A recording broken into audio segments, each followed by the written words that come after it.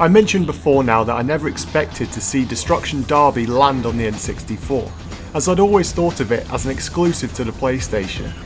Well, never in my wildest dreams did I ever expect that Sony-owned studio would produce an N64 game. Yet, in 1998, Psygnosis developed Wipeout 64, which was published by Midway. When I heard the game was coming to the console, I had very little interest. I'd already played the PlayStation games, and whilst on paper they sound like the perfect combination of racing and weapons, for me I just never enjoyed it. I was expecting a straight port of the PlayStation game, but credit to Psygnosis as they went above and beyond with Wipeout 64 and delivered a game in many ways superior to its older brother. The game features none of the tracks from the previous games, and with a higher frame rate and better graphics, it's a game which prompted me to pick it up despite not being a fan of the series. Now, for noobs to the series, the easiest way to explain the game is to think of F-Zero with weapons. You race high-powered futuristic craft at high speeds across tracks with varied environments. Where the game differs, however, is the addition of power-ups, which I personally think is one of the weakest parts of this game. The arsenal available to you consists of rockets, mines, electro bolts, along with speed boosters. It does add some depth to the game, as you can either choose to flat out race or attempt to destroy your opponents, or like me try to find a happy balance somewhere in between.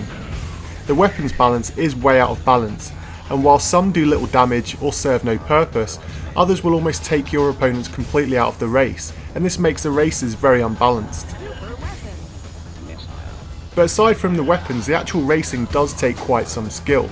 This is a game which rewards track memorisation and in some cases requires it, as you'll be given very little time to react to the courses ahead due to the game's solid frame rate which rarely skips a beat. The addition of analog controls and air brakes means that the time trial racing is actually one of the highlights of the game, rather than feeling like a tacked on addition to bump up the number of game modes. Oddly, the game doesn't have a Grand Prix mode, which I think really lets it down, and instead you are left with the challenges to complete which improve your skills in the game's core disciplines. Another letdown is the limited number of tracks. There are just 7 in the entire game. Whilst they are very detailed and well designed, after a few hours of playing you'll have unlocked all of the tracks and you'll be longing for a little more variation.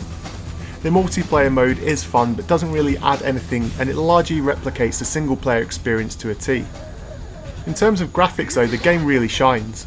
I do agree with some reviewers of the time that the game is a little dark, however if you bump up the brightness you can see just how detailed the courses are, and there's very little pixelation or texture wrapping to be found. There are however some graphical flaws such as pop-up, and in some places on the tracks clipping is especially noticeable, really if you try to go off the track or you happen to end up there. There are better looking races on the console, but kudos to Psygnosis for really trying to push what the console was capable of.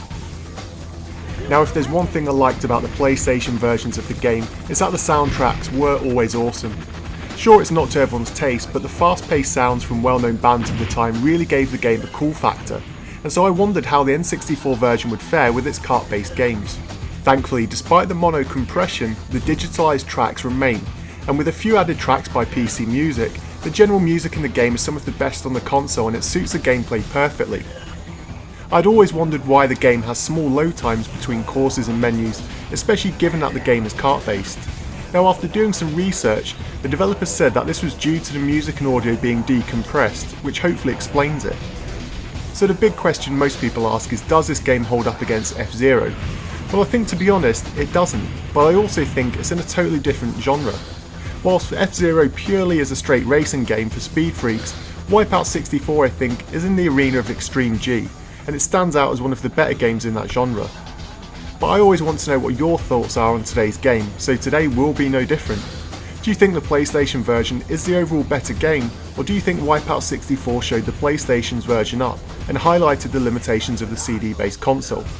Let me know your thoughts in the comments down below, and until next time.